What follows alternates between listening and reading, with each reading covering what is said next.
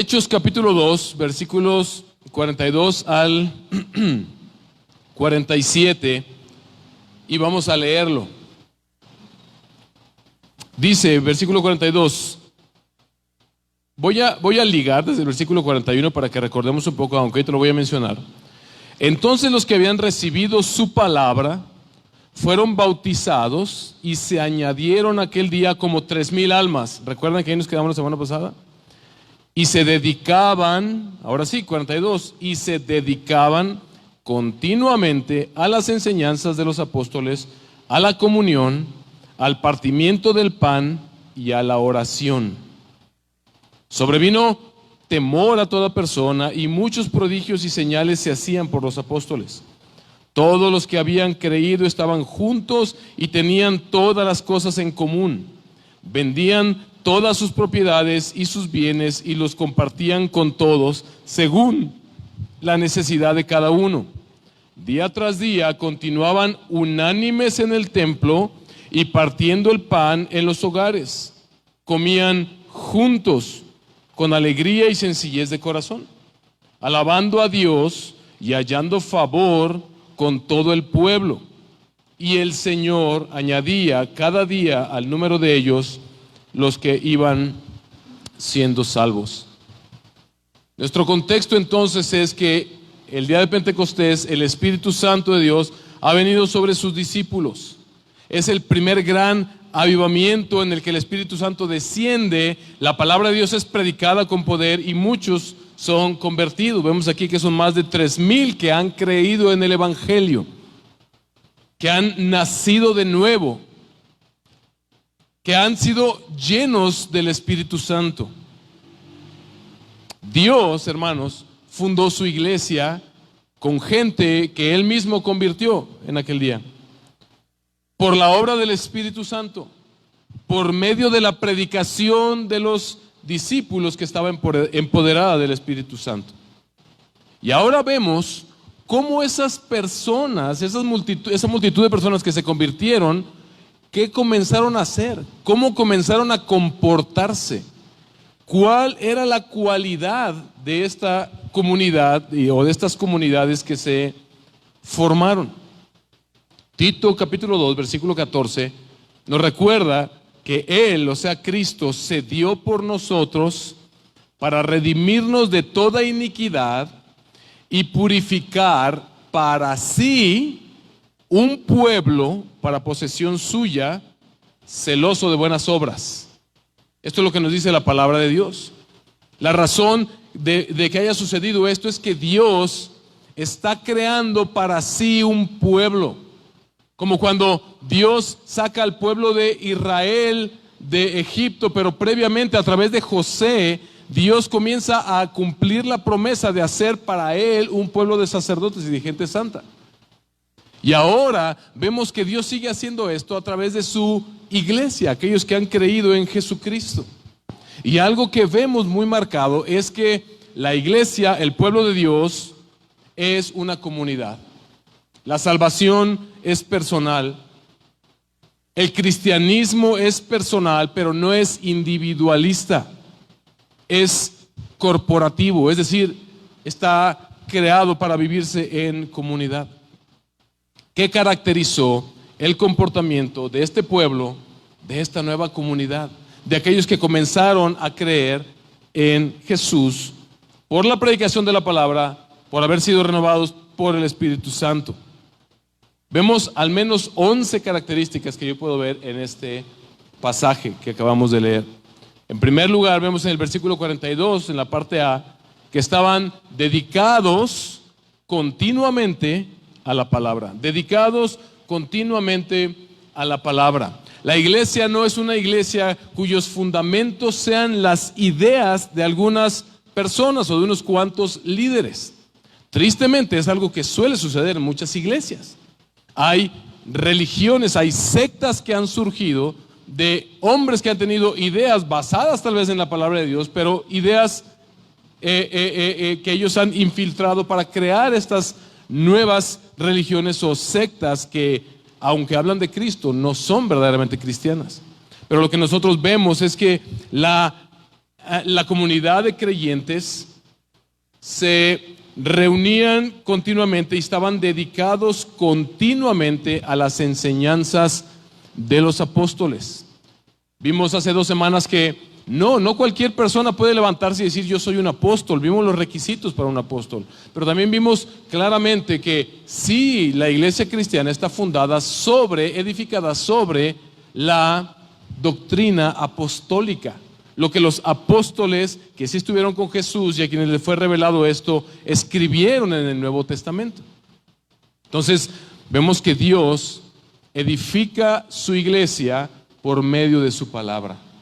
Dios crea su iglesia por medio de su palabra, Dios edifica su iglesia por medio de su palabra.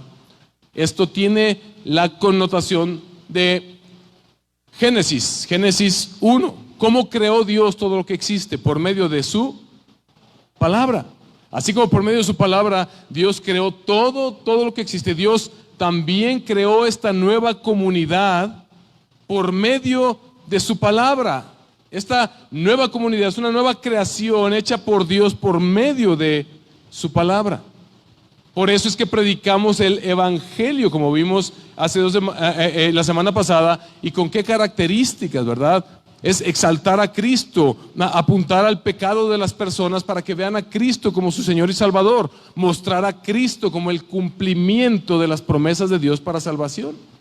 Es a través de esa palabra que Dios edifica a su iglesia, porque a través de esa palabra empoderada por el Espíritu Santo es que tú y yo vinimos a creer esta palabra.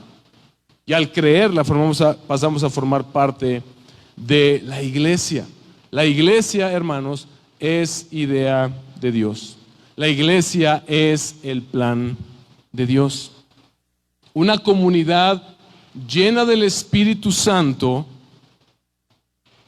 En una comunidad llena del Espíritu Santo, las personas, lo que vemos aquí es que no abandonaron el estudio de las Escrituras por el hecho de que ahora el Espíritu Santo estaba encima de ellos. Y tristemente hoy vemos en tantos lugares que se dice no y se justifican de mala manera, ¿no? Diciendo es que la letra mata, hermano, pero el Espíritu vivifica, así que yo por eso no leo la Biblia, ¿no? Porque la letra mata. Y algunos les contestan, la letra mata la ignorancia, hermano, hermana. Lo que vemos aquí es que ellos no abandonaron el estudio constante de la palabra de Dios por el hecho de que el Espíritu Santo estaba sobre ellos. De hecho, ahora vemos que por el Espíritu Santo estar sobre de ellos, ellos más diligentemente se centraron en las Escrituras, y vamos a ver a lo largo de todo el libro de Hechos, para darle sentido a todo lo que acontecía. Jesús instruyó a sus discípulos antes de su muerte y resurrección y de su ascensión. Él instruyó a sus discípulos ¿en qué? En la palabra. Vimos que Jesús, hace un par de semanas vimos que Jesús les abrió el entendimiento para que entendieran que todo el Antiguo Testamento hablaba acerca de Él. Jesús instruyó a sus discípulos en las Escrituras. Jesús les dijo a sus discípulos, cuando el Espíritu Santo venga sobre ustedes, Él les recordará ¿qué? Mis palabras. Todo lo que la iglesia hace está sustentada por la palabra de Dios. ¿Qué le dijo Jesús a Pedro después de preguntarle, Pedro, ¿me amas? Sí. ¿Y qué le dijo? Apacienta mis ovejas, alimenta mis ovejas. ¿Con qué se alimentan las ovejas del Señor? Con la palabra del Señor. Pablo en sus cartas a Timoteo y a Tito les insta a permanecer fieles a la doctrina, fieles a la palabra, a capacitar a otros hombres que también enseñen a la congregación de manera fiel la palabra de Dios. Hermanos, Jesús nos dijo muy claramente, o cuando Él le responde a Satanás en Mateo 4, versículo 4, Él nos estaba mostrando a nosotros una realidad: no solo de pan vivirá el hombre. Tú y yo no podemos vivir solamente de pan, necesitamos la palabra de Dios. Y como iglesia buscamos que todo lo que hacemos, todo lo que se hace como iglesia, buscamos que tenga un fundamento en la palabra de Dios, una justificación en la palabra de Dios. Muchos de ustedes Ya están hasta cansados de que les demos tantos libros, de que les instruyamos tanto en leer la palabra, de que les instemos a que tengan reuniones con otros creyentes para edificarse en la palabra, porque no podemos quitar aquello que es parte del ADN de la iglesia. La iglesia nació por la palabra, la iglesia se sostiene por la palabra, la iglesia será vivificada, será sostenida por su palabra, por la palabra de Dios, hasta que Cristo regrese. Una segunda característica que vemos de esta comunidad, algo que empezó a ser algo muy notorio en esta comunidad, fue que estaban dedicados a la comunión. Dedicados a la comunión. Versículo 2, en la parte B, se dedicaban continuamente a las enseñanzas de los apóstoles, a la comunión. Y es que la comunión unos con otros, esta relación horizontal que tú y yo tenemos, está íntimamente ligada con nuestra relación vertical con Dios.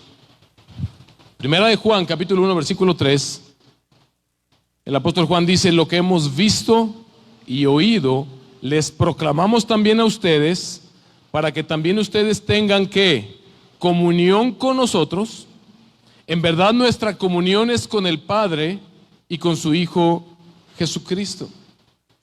La comunión que decimos tener ahora con el Padre, con el Hijo y con el Espíritu Santo, se ve reflejada en la comunión que tenemos los unos con los otros.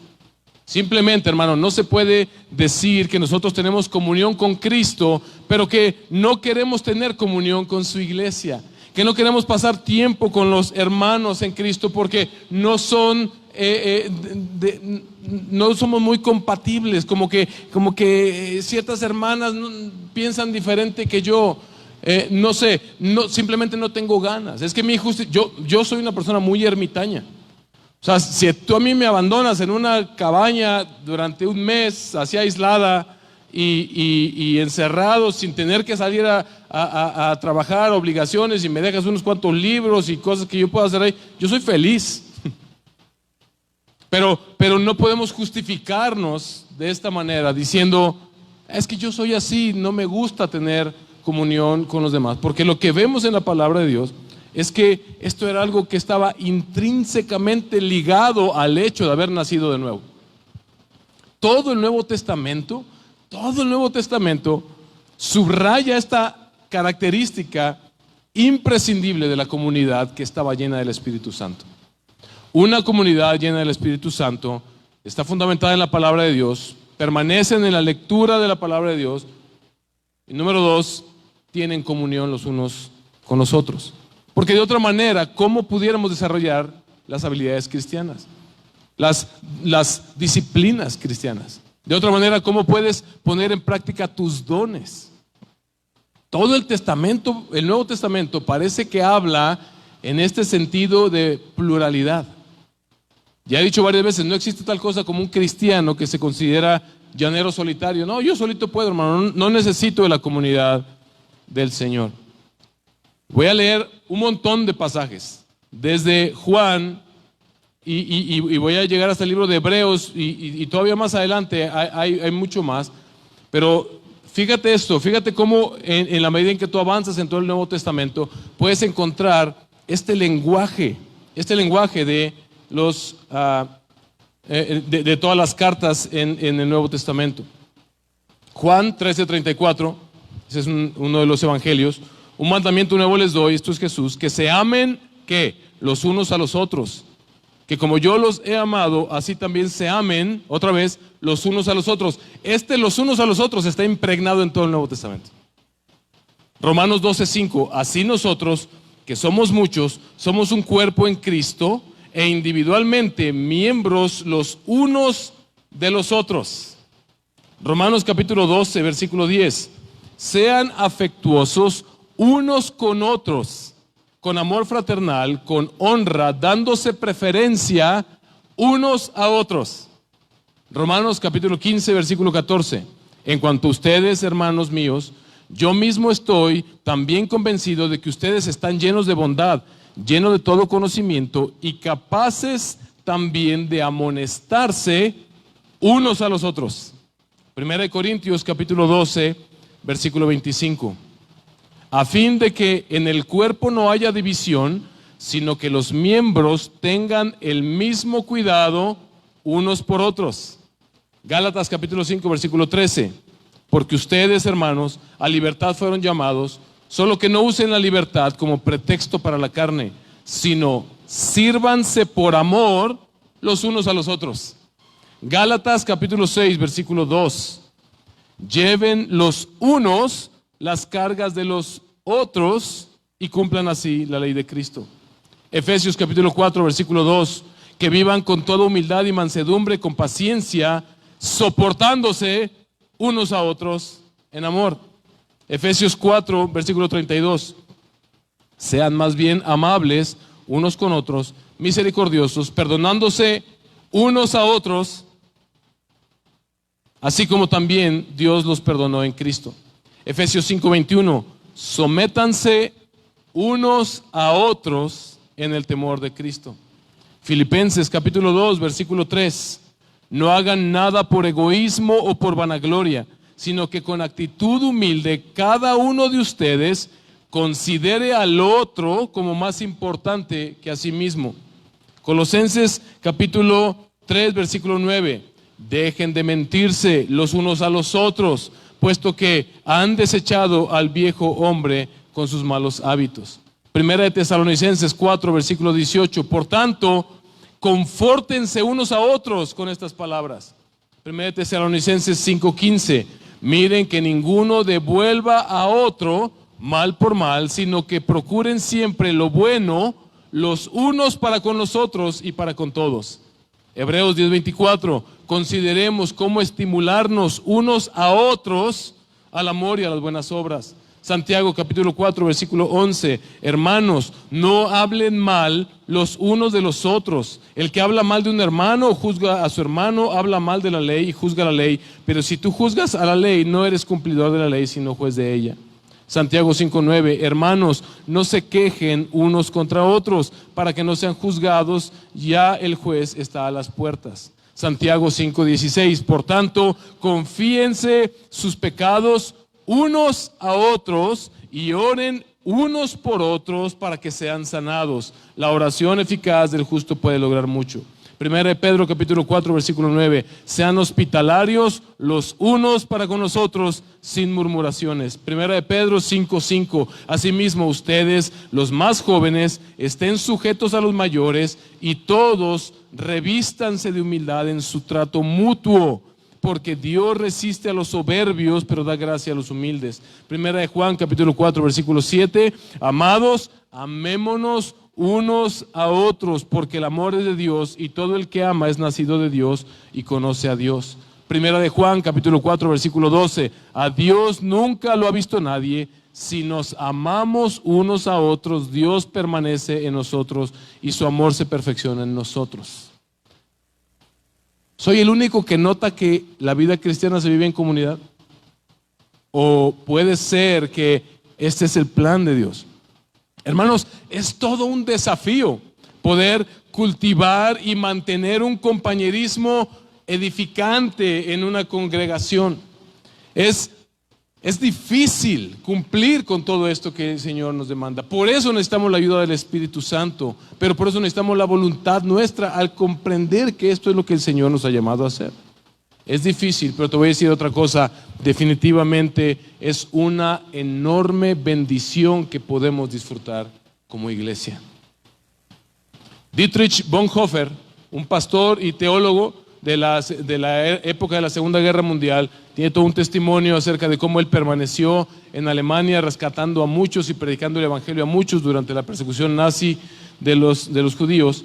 Él dijo lo siguiente: es gracia y nada más que gracia que Dios nos permita vivir en comunidad como hermanos y hermanas en Cristo. Otra característica es que estaban dedicados al partimiento del pan. En pocas palabras, comían juntos, hacían vida juntos. Pocas cosas fomentan tanto la unidad como la unidad y el compañerismo y el conocernos mejor unos a otros que compartir la mesa con otras personas. Esto también significa que ellos tomaban la cena del Señor, el sacramento de la cena del Señor. Originalmente la cena del Señor no se tomaba como la tomamos ahora. Y un punto que en algún momento vamos a analizar es si debiéramos tomar la cena del Señor cada mes como lo hacemos o cada vez que nos reunimos, porque parece que estos hermanos lo hacían cada vez que se reunían. Pero antes era común en estas nuevas comunidades que fueron surgiendo. Ellos pasaban mucho tiempo juntos, comían juntos. Y dentro de esas comidas celebraban juntos el partimiento del pan y el tomar la copa recordando la muerte del Señor. Es decir, el sacramento de la Santa Cena se tomaba en el contexto de comidas y cenas que tenían entre ellos. Y esto fomentó una unidad tremenda entre los hermanos. Definitivamente nosotros como creyentes somos llamados a tener esta comunión y esta comunidad los unos con los otros. De hecho, cuando tú ves en Primera de Corintios que Pablo reprende a la iglesia porque dice que se volvió, la iglesia de Corinto era una iglesia que era un relajo ya, o sea, estaba muy mal en muchos aspectos. Y uno de ellos es que algunos hermanos hasta se estaban emborrachando tomando la cena del Señor, porque llegaban primero y comenzaban a comer y entre ellos y tomaban el vino que era para la cena del Señor, y algunos terminaban hasta borrachos. Y Pablo lo reprende y dice: ¿cómo es posible que eso esté pasando entre ustedes? No está en la Biblia, pero hay quienes creen que la tradición histórica de la iglesia habla de que a raíz de esto Pablo dijo: ok, a partir de ahora ya no van a tomar esto. Él les dice ahí: espérense los unos a los otros, coman en su casa, no lleguen a la casa del Señor a jartarse, sino espérense los unos a los otros, háganlo por las razones adecuadas. Pero una de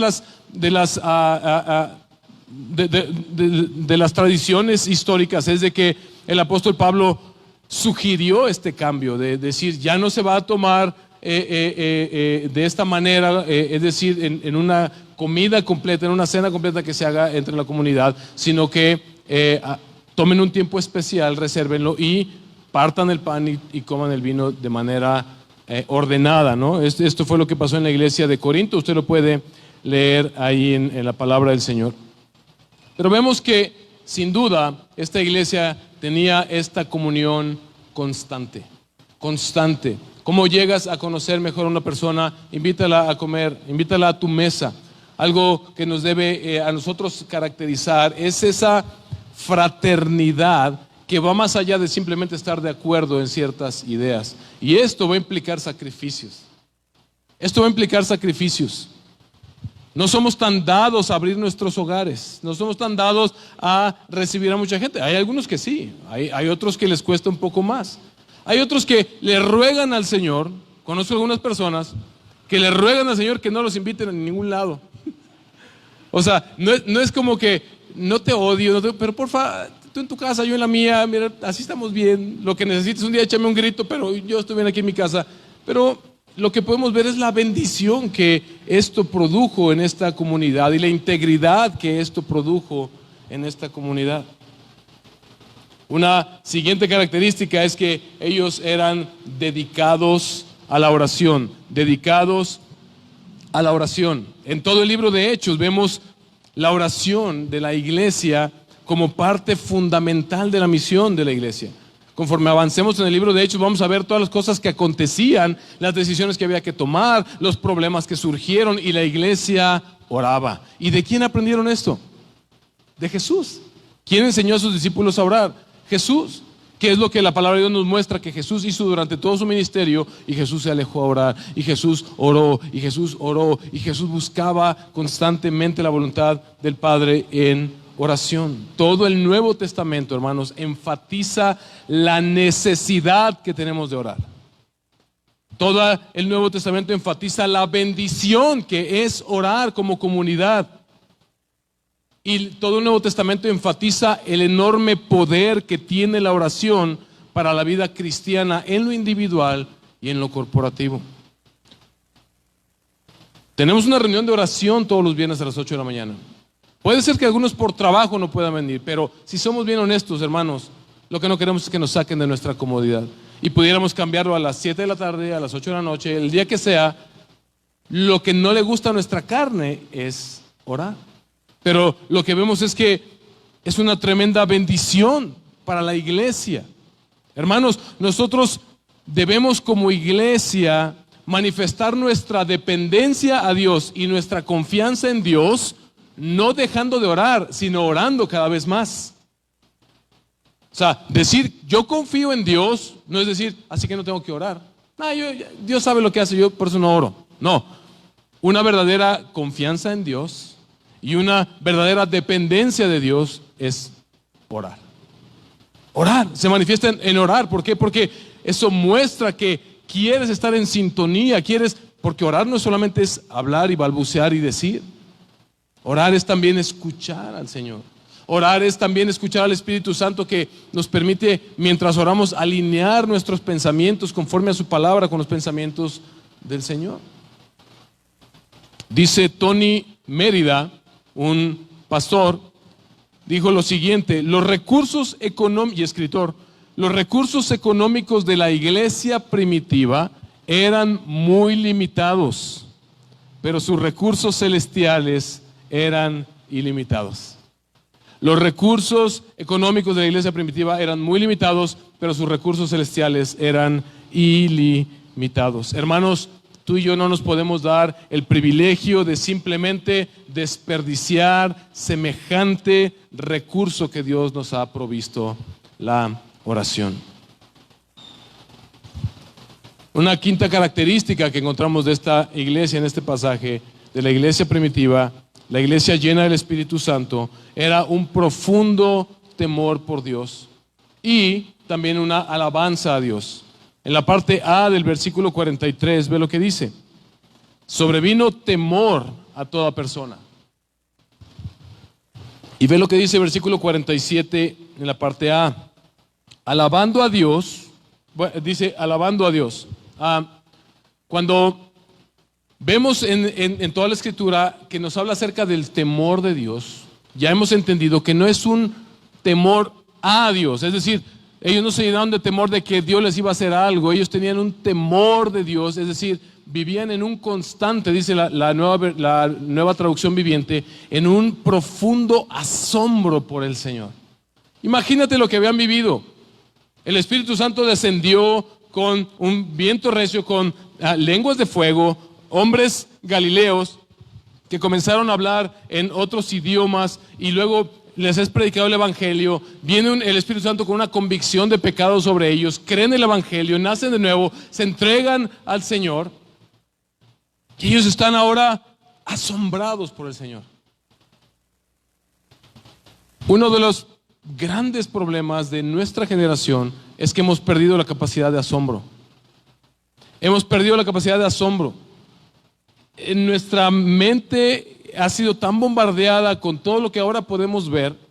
Una de las cosas que a mí me encanta hacer en las tardes, en las noches, y a veces lo hago con mi hijo Emanuel, es ponernos a ver lo que se llaman reels en Instagram, videos cortitos de gente que hace cosas asombrosas y también otros chistosas, ¿no? Que se caen y todo, pero de pronto ves cosas asombrosas ya.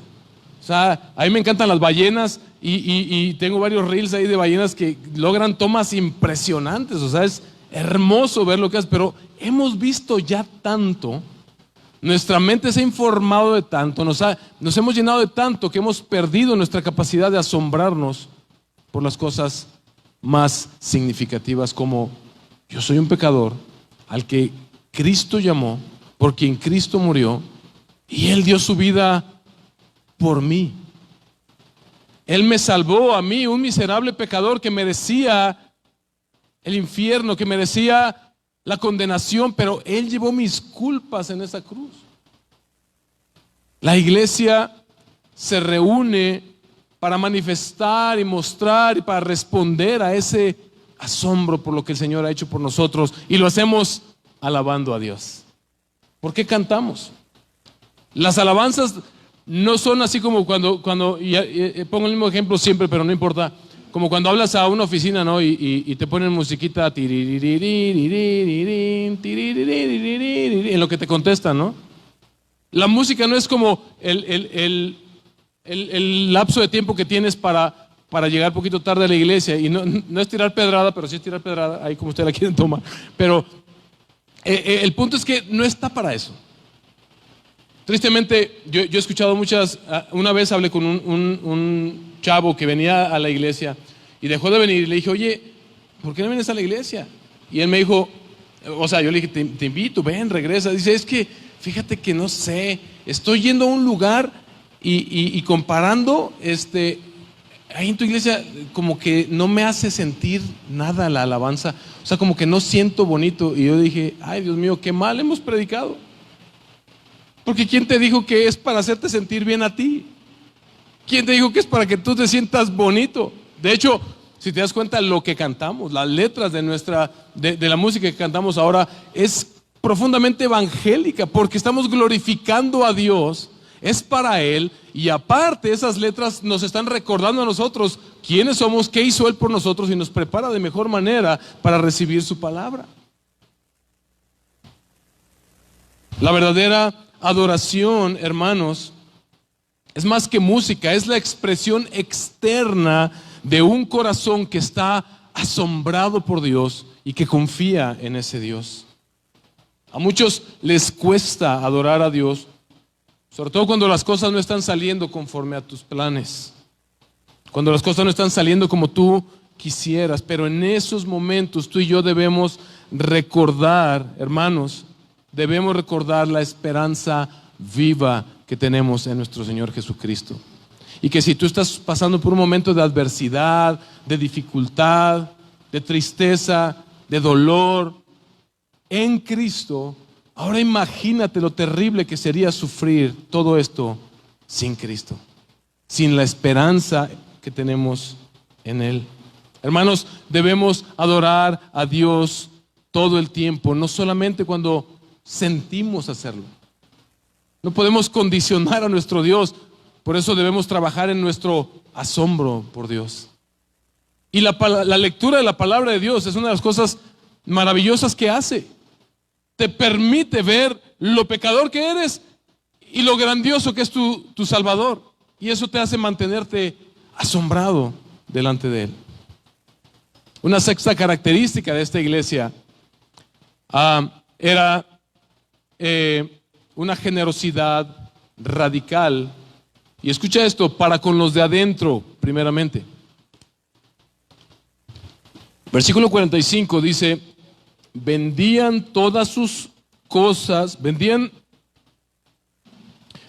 todas sus propiedades y sus bienes y las compartían con todos según la necesidad de cada uno. Esto es una generosidad radical. Radical. Ahora, esto no es un mandato de pobreza. Esto no quiere decir que todo creyente debe ahora ir y vender sus propiedades y traérselas al pastor Emanuel para que las administre. Tampoco es un comunismo como muchos tratan de respaldar con este pasaje. Sí entendemos lo que es el comunismo, ¿verdad? Esta ideología política que te dice que nadie debe poseer nada, todo debe ser de todos y cada quien puede tomar lo que quiera. Pero si la Biblia respaldara el comunismo, entonces no condenaría, por ejemplo, el robo. La Biblia es enfática en que hay cosas que Dios ha permitido a cada persona tener y es de su propiedad, ¿verdad? Eso es claro. Pero lo que sí vemos es que aquí hay una generosidad radical en estas personas basadas en un entendimiento de que ahora que estoy en Cristo, que Él es el Rey de mi vida, yo dejé de gobernar mi propia vida y ahora que Cristo es el Rey de mi vida, todo lo que incluye mi vida, incluso mis bienes materiales, ahora le pertenecen a nuestro Señor, ahora le pertenecen a mi Señor, ya no es mío, le pertenece a Él, por tanto yo lo voy a poner al servicio de su reino. Y ahí es donde la puerca empieza a torcer el rabo, porque somos y ahí está el grave peligro del falso y diabólico evangélico de la prosperidad. Cristo murió para que tú tengas, para que tengas, para que adquieras, para que tengas, para que tengas. Y cuando llegas a pasajes como estos, donde te dice a la palabra de Dios que pues tienes el pasaje del hombre rico, perdón, me trabé. El pasaje del hombre rico y Jesús. Aquel al que, ¿quién le había dado todas las posesiones que tenía este joven rico? Dios mismo. Y él había guardado toda la ley. ¿Qué debo hacer para ser salvo? ¿Qué debo hacer para seguirte? ¿Qué debo hacer para obtener la vida eterna? Le dijo el joven rico. Y Jesús le dijo, cumple con la ley. Y él le dijo, toda la ley la he cumplido. Era una buena persona. Y le dijo, ok, ahora vende todo lo que tienes, dáselo a los pobres y sígueme. ¿Cuál era el problema ahí? O sea, Jesús no quiere que tú y yo nos empobrezcamos vendiendo todas nuestras cosas. Jesús quiere que ninguna de las cosas materiales que tú y yo poseemos nos aten de tal manera que nos impidan seguir a Jesús. El seguir a Jesús incluye cargar con nuestros bienes, administrarlos bien, hacerlos crecer, pero ponerlos a disposición del reino de Dios para lo que Él quiera hacer. Esta comunidad es una comunidad, dice David Platt, que básicamente decía esto: no necesitamos cosas, necesitamos amar a nuestros hermanos y hermanas. Si podemos compartir nuestras posesiones para servirles, lo haremos alegremente. Lo haremos alegremente. La iglesia, hermanos, usted y yo damos libremente, voluntariamente. Cada uno de como propuso en su corazón, no con tristeza ni por necesidad, porque Dios es amador alegre, pero también, hermanos, damos sacrificial y generosamente a la obra del reino de Dios. Porque Jesús ha cambiado nuestros corazones y ahora nosotros queremos invertir en lo que Él está haciendo en el mundo. El creyente no da con una mentalidad de me estoy despojando, sino con una mentalidad de estoy invirtiendo en el reino de Dios. Damos porque queremos ser parte de lo que Dios está haciendo en su reino. Otra característica importante de esta iglesia es que había una interacción constante. Ve lo que dice el versículo 46, la parte A. Día tras día continuaban unánimes. Día tras día continuaban unánimes. Es decir, se reunían constantemente, hacían vida juntos, amistad, compañerismo constantemente. No me dejarán mentir, varios de los que están acá tienen algún negocio, alguna empresa, brindan algún servicio, y una de las cosas que yo he aprendido es acudir con alguno de ustedes. Si tú tienes un servicio que me puedes prestar, yo prefiero que un hermano en Cristo me brinde ese servicio. Le quiero dar mi preferencia a mis hermanos en Cristo. ¿Te das cuenta que incluye despojarnos de muchas cosas? También tengo un montón de hobbies. Me encanta el básquetbol, me encanta el motociclismo, me encantan los carros, me encanta la lectura, me encanta, ¿qué otros hobbies tengo? Los tenis, tengo un chorro de cosas a las que me encantaría dedicarles tiempo, pero ¿sabes qué? Algo que he aprendido es que no hay tiempo mejor invertido que aquel que podemos invertir en la vida de nuestros hermanos, compartir con nuestros hermanos, crecer juntos en el evangelio, discipular a otros. Definitivamente este llamado es incómodo, nos saca de nuestra comodidad. Se reunían constantemente, hacían vida, hacían amistad, constantemente, compañerismo. Hermanos, la misión, se dan cuenta que Dios está conformando esta comunidad con una misión. Esta misión requerirá mucho más de ti que tan solo aparecer de cuando en cuando un domingo. Esta misión requerirá mucho más que venir de vez en cuando a la iglesia. Y ahora vamos entendiendo por qué. Quiero expresarlo de manera correcta. ahora vamos entendiendo dónde está la falla de muchas de las iglesias en el mundo y de nuestra iglesia en particular. Como que no nos ha caído el 20 de algo que he venido diciendo mucho, es el cristiano primero es cristiano. Es decir, yo no soy un comerciante cristiano, yo soy un creyente, un cristiano que se dedica al comercio. No hay doctores cristianos, hay cristianos que son doctores. No hay arquitectos cristianos, hay cristianos que son arquitectos. No hay artistas cristianos, hay cristianos que son artistas. Porque nuestra identidad es aquello que el Señor vino a hacer en nosotros, discípulos de Él, que ahora nos ha incluido en su reino para cumplir con una misión. Eso es la misión primordial. Y mientras no nos caiga ese 20, ahora entendemos por qué empezamos a fallar en las demás cuestiones. Acerca de esta comunión constante, Hebreos 10, 24 al 25, muchos de ustedes ya se lo saben.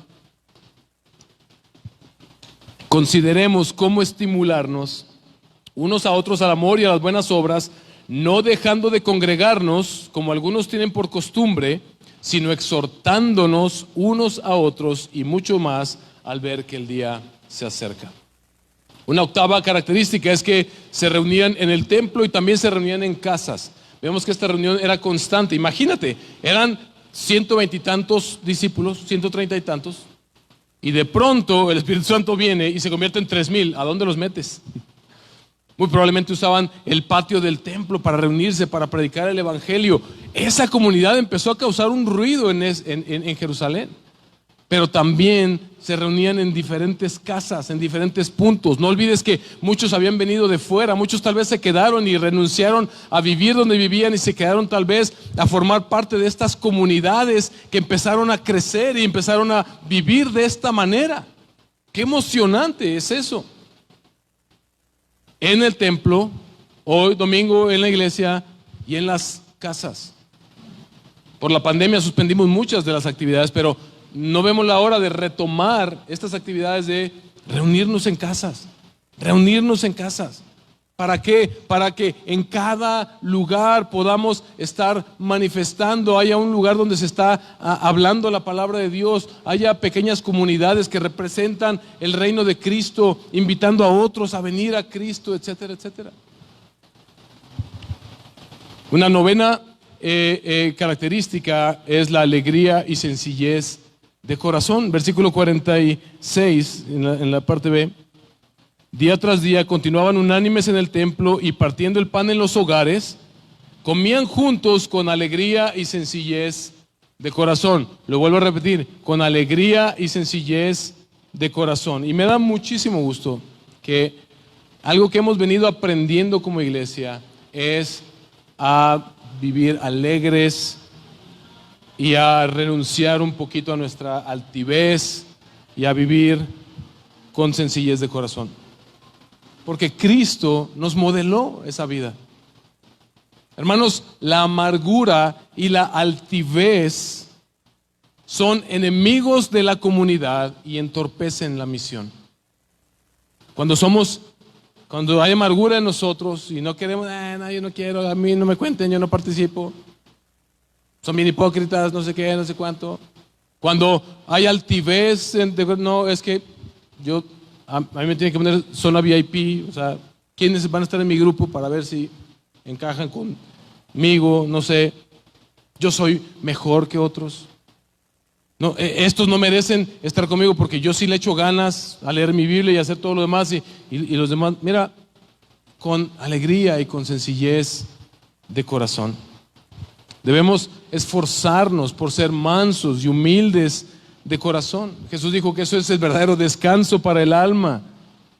¿Y sabes qué? Es de bendición para otros. Cuando tú renuncias a lo que tú crees que eres y te acercas a otros y extiendes la mano y sirves a otros, sin importar quiénes sean, es de bendición para ellos y déjame decirte, es de gran utilidad para la misión. Otra cosa que esta iglesia hacía o que caracterizaba a la iglesia es que mostraban una fe atractiva. Ve lo que dice versículo 47 en la parte B. Alabando a Dios y hallando favor con todo el pueblo. hallando favor con todo el pueblo. Vimos la generosidad con los de adentro, pero vemos que la gente de afuera también notaba algo en estos cristianos. Los cristianos, hermanos, se preocupaban sacrificialmente unos por otros. Nuestro primer compromiso, por así decirlo, es con los de adentro. Es con los de adentro, pero después también con los de afuera. Unos años después de que fuera escrito el libro de Hechos, un hombre llamado Arístides comentó acerca de las razones de la expansión del cristianismo. Él fue enviado por el emperador para que le dijera: oye, investígame estos cuates, ¿por qué están creciendo tanto?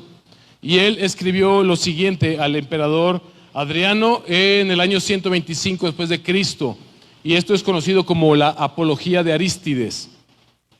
Fíjate cómo describe a estas comunidades.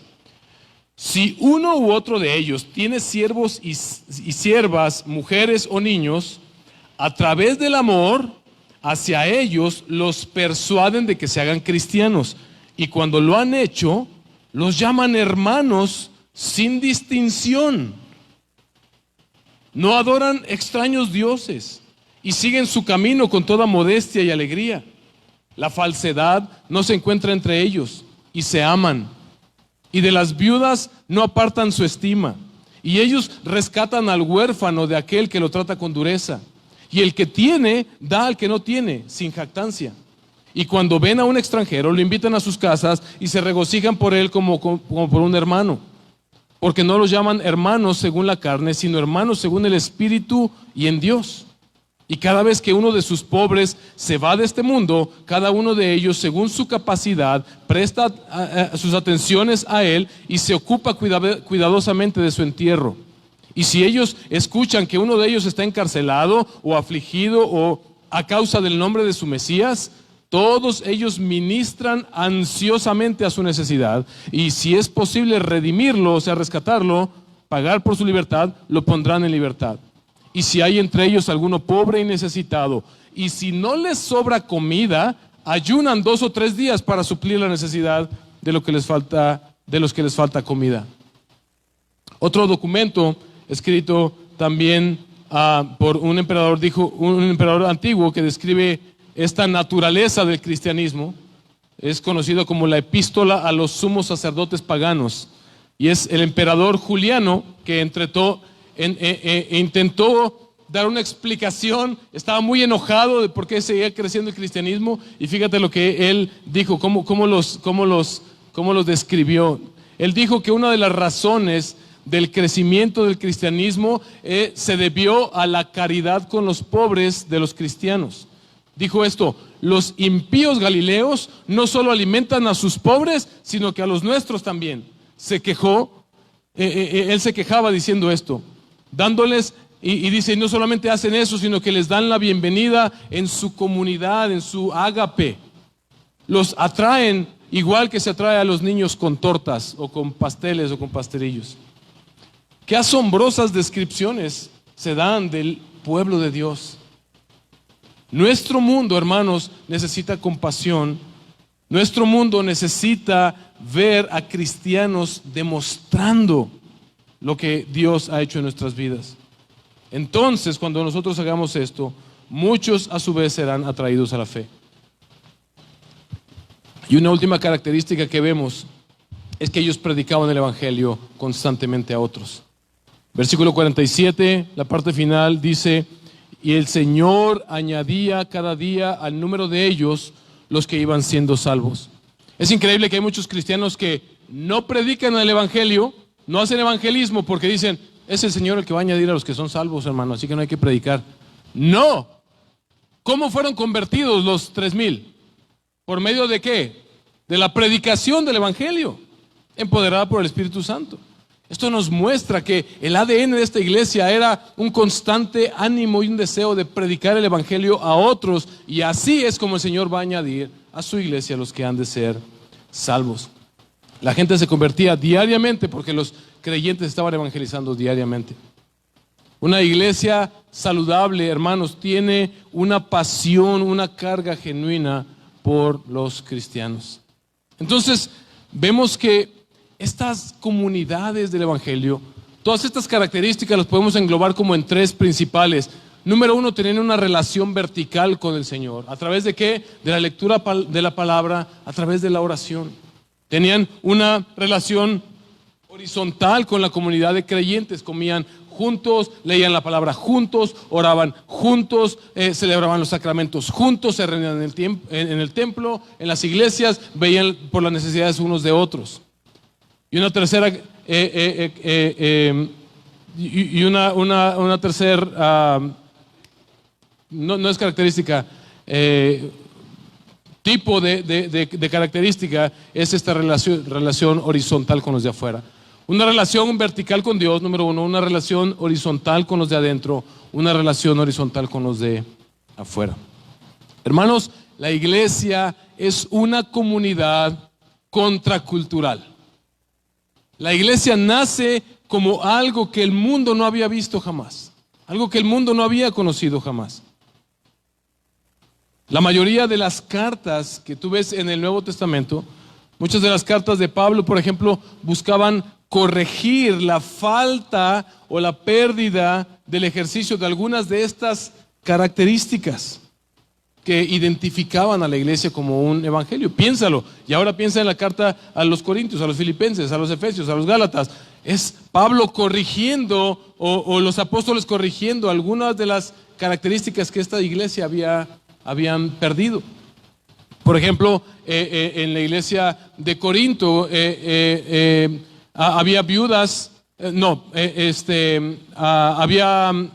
por ejemplo, cuando Pablo le escribe a Timoteo, había viudas que no tenían necesidad, eran ricas y no tenían necesidad de que la comunidad de la iglesia supliera sus necesidades, pero de todos modos pedían dinero porque simplemente eran viudas, y Pablo corrige dice ahí les está faltando amor por los demás. Había gente en las iglesias que no querían trabajar, ¿verdad? Y decían, no, pues la iglesia me tiene que sostener. Ahí dice que me tiene que sostener, yo ya no quiero trabajar. Y Pablo corrige, el que no trabaja, que no coma, ¿verdad? Por supuesto, hay malos entendidos que pueden derivar de todo esto, pero eso no cancela el hecho de que la iglesia siempre se ha caracterizado por todas y cada una de estas virtudes que vemos en la iglesia primitiva. Póngase de pie. Eventualmente, los que estén despiertos, pónganse de pie, y los que no despierten, y pónganse de pie. Eventualmente, hermanos, algunas iglesias van a ser más fuertes en algunas áreas y en otras. En base a lo que he predicado el día de hoy, tú y yo podemos darnos cuenta de qué nos falta a nosotros como congregación. Pero nuestro anhelo y nuestro deseo debe ser diligentemente buscar y esforzarnos por poseer todas estas virtudes. Y no es que el Espíritu Santo no las haya hecho ya en nosotros. Porque desde el momento en que tú te sentiste mal por alguna de estas características que no estás poniendo en práctica, es porque, número uno, el Espíritu Santo ya te dijo que es algo que debes hacer. Y número dos, es porque el Espíritu Santo quiere moverte a hacerlo. Nosotros debemos procurar entonces ahora en obediencia a Dios, obedecer.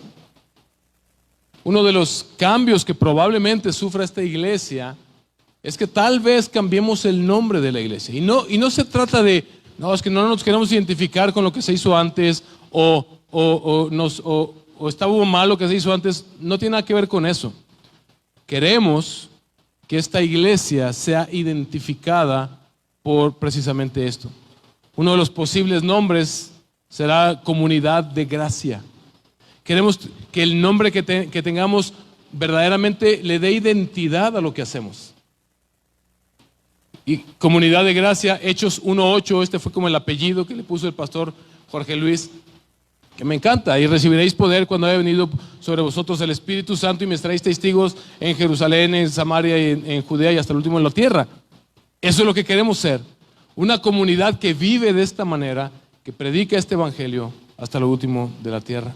Hermanos, estos creyentes, esta iglesia primitiva, hizo bien las cosas fundamentales, las cosas sencillas. Allí es donde comúnmente falla la iglesia. Porque muchas veces queremos que la iglesia sea cualquier otra cosa excepto lo que la palabra de Dios nos muestra que debe ser. De ahí que yo te hago la pregunta, ¿cuál es la visión que tú tienes de tu iglesia local? ¿Cuáles son las cosas que no te gustan de tu iglesia local? Y en base a eso, bueno, ¿y cuáles son las cosas que puedes ver, destacar, positivas en tu iglesia local? ¿Y qué cosas faltan? Te hago otra pregunta, ¿cómo te gustaría que fuera tu iglesia local? No en base a caprichos. Ay, hermano, a mí me gustaría que la reunión fuera a la 1:30 para levantarme más tarde. El calorón, hermano, si hoy te mira cómo está, ahora imagínate a la 1:30 o a las 2 o a las 11. A mí me gustaría que esto y que aquello, no en base a caprichos, sino en base a lo que hemos visto en la palabra de Dios. ¿Cómo te gustaría que fuera tu iglesia local? Y en base a eso te pregunto, ¿de qué manera estás comprometido con la misión de tu iglesia local? Con la visión de tu iglesia local. ¿Qué estás aportando tú a tu iglesia que abona para ser caracterizados conforme a lo que hemos aprendido el día de hoy? ¿Cómo estás colaborando tú para ello? Si tú no eres un creyente, puede ser que tú seas, si tú no le has entregado tu vida a Cristo, puede ser que tú seas de los que dicen que no vas a la iglesia o te has alejado de la iglesia porque puedes ver las fallas de la iglesia. Y efectivamente, como has podido notar, la iglesia no es perfecta. La iglesia no está conformada por personas perfectas, sino por gente que estamos siendo transformados a la imagen de Cristo. Hemos sido perdonados por Cristo y estamos siendo transformados a la iglesia, a la imagen de Cristo. Cristo pagó con su sangre para comprar gente para sí mismo, para formar un pueblo para sí mismo, con gentes imperfectas como las que estamos aquí el día de hoy. Y si tú te arrepientes de tus pecados y le entregas tu vida a Él, Él te añadirá a esta comunidad imperfecta para que juntos podamos glorificar el reino, glorificar el nombre de nuestro Señor y podamos seguir edificando su reino. Él, hermanos, nos va a perfeccionar un día. Pero mientras tú y yo tenemos mucho trabajo que hacer aquí y es honroso. Es como dijo Dietrich Bonhoeffer, es solo por gracia que Dios nos ha permitido ser parte de su comunidad. Es un privilegio que Dios nos ha entregado y es una responsabilidad y una misión que tenemos para llevar este mensaje a otros. No solamente con nuestras palabras, sino también con la manera en que estamos viviendo como comunidad. Señor.